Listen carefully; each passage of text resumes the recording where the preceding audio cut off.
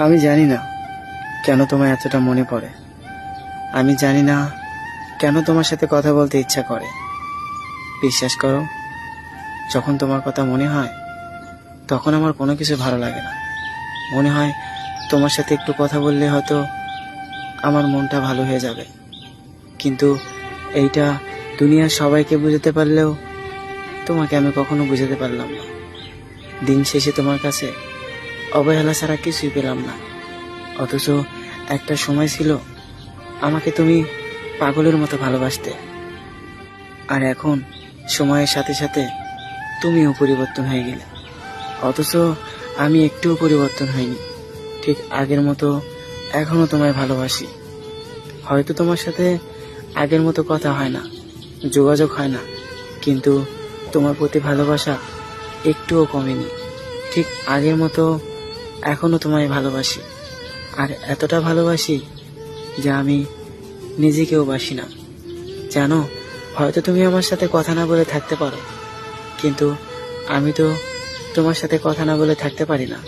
জানো, হঠাৎ করে কথা বলা বন্ধ হয়ে যাওয়া আর দম বন্ধ হয়ে যাওয়ার মধ্যে কোনো পার্থক্য নেই। আমি তোমাকে এতটা পরিমাণ ভালোবাসি, একটু কথা না বললেই আমার সবকিছু এলোমেলো হয়ে যায়। আর আজ মেলা দিন হয়ে গেল তোমার সাথে আমার কথা হয় না, অথচ সবসময় তুমি অনলাইনে থাকো। জানো, যখন তোমার কথা খুব বেশি মনে পড়ে তখন অনলাইনে গিয়ে শুধু ঘোরাঘুরি করি, কিন্তু তোমাকে কল দেওয়ার সাহস পাই না। আমি কতটা কষ্টে আছি আপনি কিভাবে বুঝবেন? কারণ আপনি তো আমাকে মন থেকে ভালোবাসেন না।